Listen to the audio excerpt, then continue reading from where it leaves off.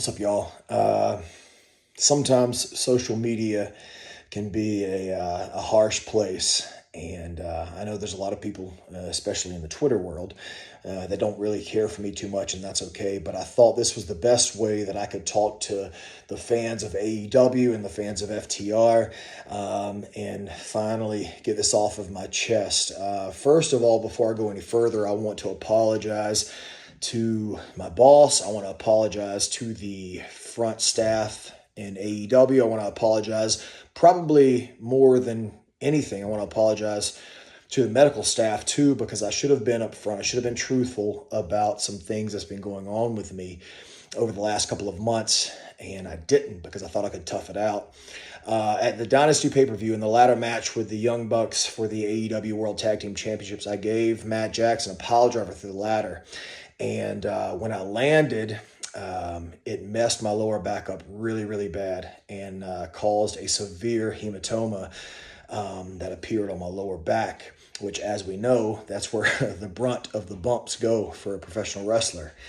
I thought I could tough through it. I felt that FTR was on a momentum high there, and I wanted to not take myself and Cash off of the road. And after this weekend, after this match with the Blackpool Combat Club, 20-minute draw, incredible match, one of my favorite matches I've had in AEW, I got to the back and I put some ice on my lower back, and the hematoma blew up to the size of a football, at the very least, the size of a football. And with that and with the pain, I've debated on whether saying this and whether explaining this, because I don't want anybody to think I'm trying to get sympathy. But the pain has been at the very, very, very minimum. The pain's been excruciating over the last few months. I haven't wanted to tell anybody because I didn't want, like I said, I didn't want FTR to be taken off of television. I didn't want us to be taken off the road.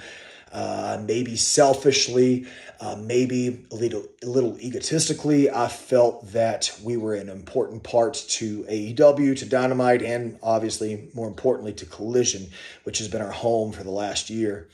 But today I had to get an x-ray on my lower back, on my pelvis, and they had to take a look at this hematoma. And when I finally explained this Saturday to Doc Sampson and the whole medical team, who is incredible, and their only objective is to take care of this talent, when I explained to them what I've been hiding for the last 2 months, Doc Sampson immediately took me off of the road. He said, "You've got to rest it up, and if you don't, it could get worse, and it could lead to possible retirement, and obviously I don't want that."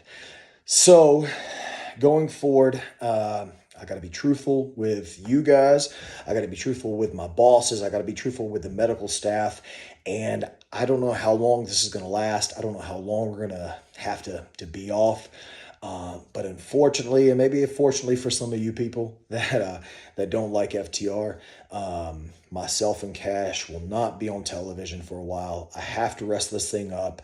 The nights, the sleepless nights have been catching up with me because I cannot get a comfortable position even in my bed. So you got to think, if I can't get a comfortable position in my bed, imagine the plane rides or the top rope superplexes and all this stupid shit that I do at almost 40 years old. But I hope you know, and I'm sure there's going to be a lot of people that give me some grief for it, but I hope you know all this is for the love of the game, and it's for the love of all you fans. Again, I'm not sure how long we'll be back. I hope it's sooner than later. But I hope when we come back, we can come back better than ever. And,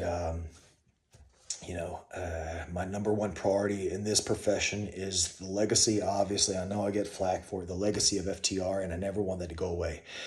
Thank you guys for everything. Thank you to my work, to my bosses, to everyone who didn't give me any shit for lying to them and taking the steps needed that I wouldn't take to take care of my body.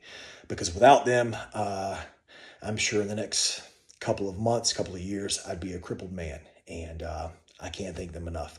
So Doc Sampson, the whole medical team, even my boss man, Tony Khan, who had no idea about this, and I hope he's okay with this. Thank you guys for everything, and I hope to see everybody soon. Top guys, out.